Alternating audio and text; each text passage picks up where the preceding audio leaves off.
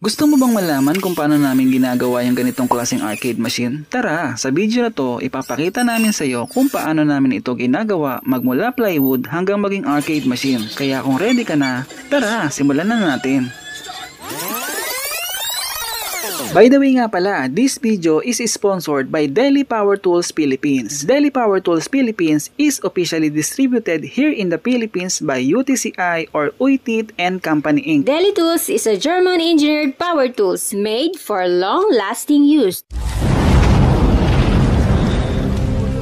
Ang una namin gagawin dito ay ikakat ko muna tong plyboard gamit itong Deli Circular Saw 1300 watts. Sobrang na-appreciate ko dito ay yung safety feature niya na hindi basta-basta mape-press yung trigger hanggat hindi ipe-press yung small button dito sa side.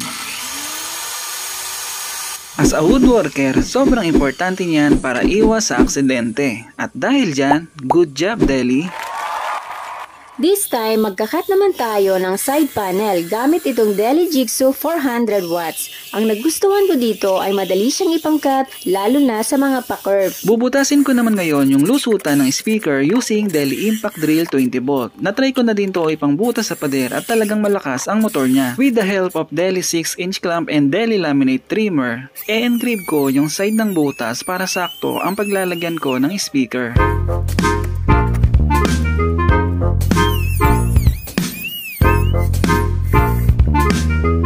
Ang nagustuhan ko sa Deli laminate trimmer na to, bukod sa saktong-sakto lang sa grip ko, napaka-smooth niya lang gamitin. Magle-layout naman ako ngayon ng controller board at gagamit ako dito ng Deli cordless drill 20 volts. 4.0 Ah ang battery nito kaya napakatagal malobat. Ang nagustuhan ko dito, bukod sa matagal bago malobat, ay malakas ang motor niya at ang slim lang ng body. Ganito pala yung German designed power tools.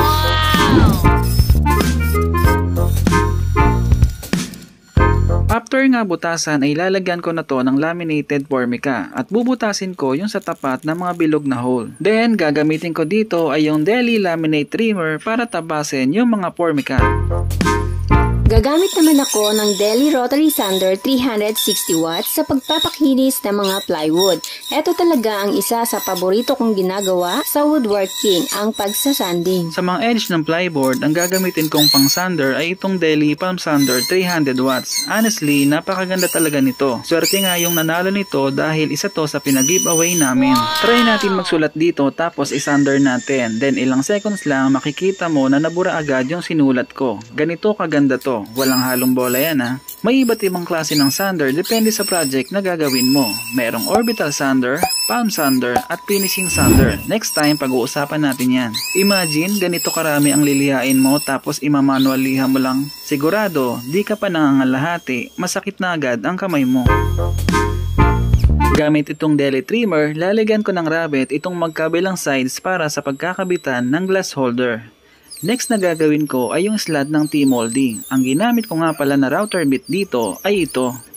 Iba't iba yung size niyan. Merong 2mm, 3mm at 4mm. Depende sa size ng T-molding na gagamitin mo. Assemble time. At ngayon nga ay i-assemble na namin ni Miss A itong mga plywood na nakat namin kanina. Sa pag-countersink, gagamit ako dito ng Deli 12 volt cordless drill. At sa pag-screw, ang gagamitin ko ay ang Deli Yellow cordless drill 20 volts. Saktong-sakto to sa mga DIYers na kagaya namin. Wow! At sa pag-a-assemble, napaka-importante na nilalagyan muna ng wood glue para mas lalong tumibay. Parang kasing tibay ng relasyon nyo ng jowa mo. Charot!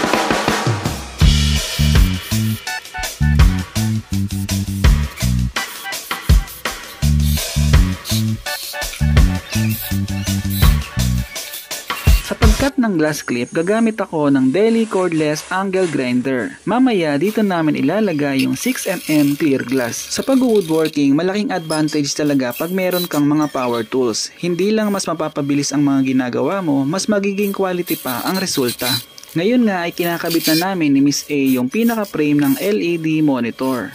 Sa part na to, malaking tulong yung mga Deli 6 inches clamp dahil ito yung mag-hold sa pinaka-frame ng monitor. Kung sakaling interested ka sa product ng Deli Power Tools, pwede nyo sila kontakin sa kanilang official Facebook account. Search nyo lang Deli Power Tools Philippines o kaya Uitit and Company Inc. And i-follow nyo na din sila sa Facebook para updated ka pag may promo sale ang Deli Tools. At kung gusto mo yung mga ganitong klaseng video content, ay ini-invite ka namin na mag-subscribe sa aming munting YouTube channel. And kung may tanong ka, pwede nyo kami i-message sa aming official Facebook account. Bubutasin ko na nga pala dito yung lusutan ng paglalagyan namin para sa on-off switch. Itong ginagawa nga pala namin na bar top arcade ngayon ay pang personal use lang, meaning hindi namin lalagyan ng coin slot.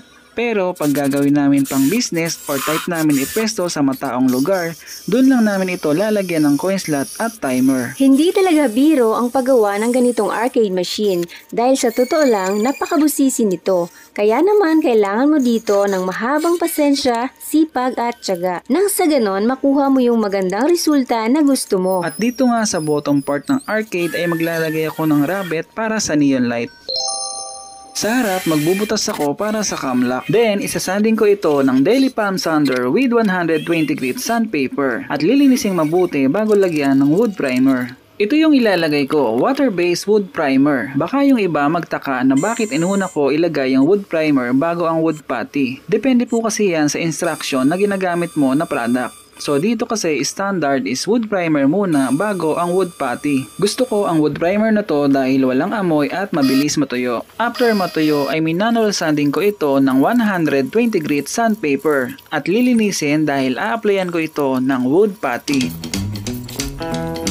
Dalawang klase nga pala ng putty yung ginagamit ko. Isang nilalagyan ng hardener at isang hindi. Pag malalalim or pinag-screwhan or pinagpakuan, itong home body ang nilalagay ko. Depende yan sa surface ng plywood. Pero pag mga flat surface lang at hindi naman pinag-screwhan gaya nito, mega acryl putty lang ang nilalagay ko. Paulit-ulit ko lang to gagawin hanggang makuha ko yung kinis na gusto ko. After matuyo, lilihain ko lang ito bago ko applyan ng final coat. Lalagyan ko ulit ito ng wood primer para mas makapit sa top coat. This time, lalagyan ko na ito ng top coat which is Aqua Gloss 8 Color Black. Tinakpan nga pala namin yung inner side para maiwan lang yung pagka-color white sa loob.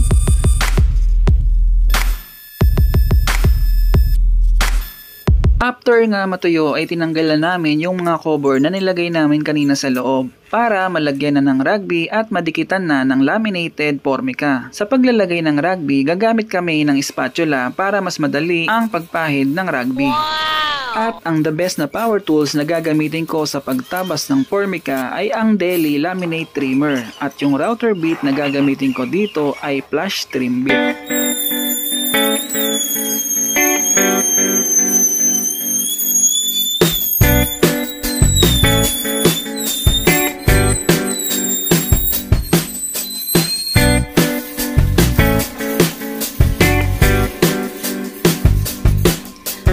Kung ano yung ginawa namin sa left side, ay ganun din dito sa right side.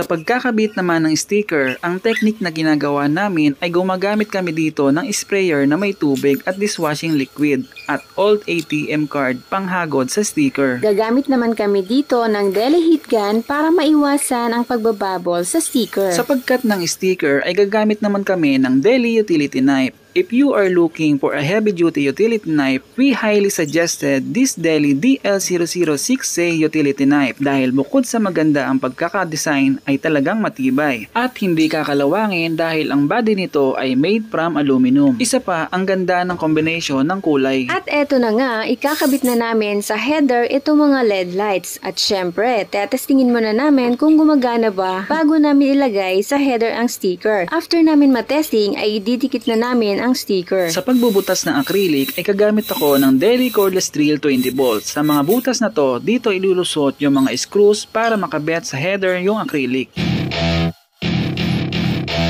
After nyan ay ilalagay na namin tong 6mm clear glass. Then oras na para ilagay itong rubber T-molding. Sa paglalagay ng T-molding, gumagamit ako dito ng rubber mallet at deli utility knife. Ako as arcade builder, nilalagyan ko ng wood glue bago ko pupukin yung T-molding para mas quality yung tibay ng kapit ng molding sa kahoy.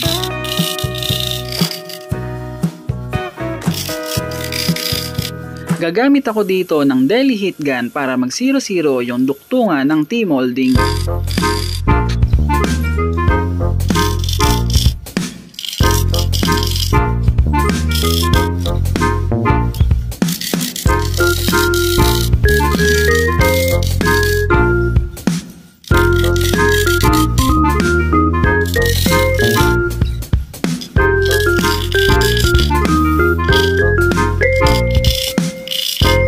Ikakabit ko na yung neon light at DIY stand dito sa ilalim ng arcade. Ngayon ay ilalagay ko naman yung sticker ng controller board. Yung proseso ay parehas lang ng ginawa kanina. Sa mga butas ng push button para mas madali ay kinakat ko lang yung sticker. Pagkatapos nga lagyan ng sticker ay lalagyan ko naman ito ng T-molding. Dito ay makikita mo na binabawasan ko yung molding pagdating sa pa-curve para mabend ng maayos itong molding.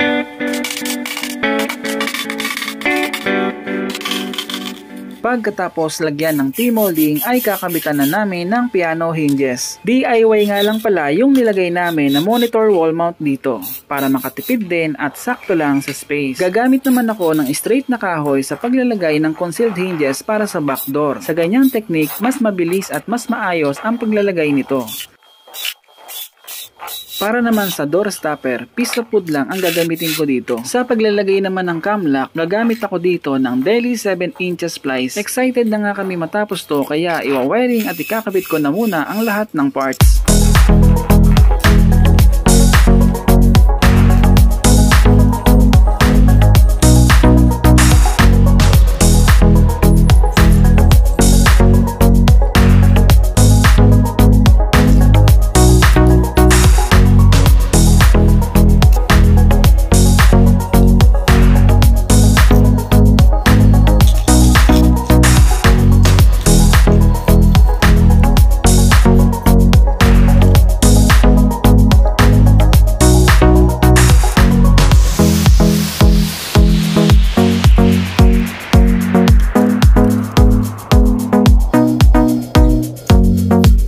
Nakabit na nga namin ang lahat and now it's time to play.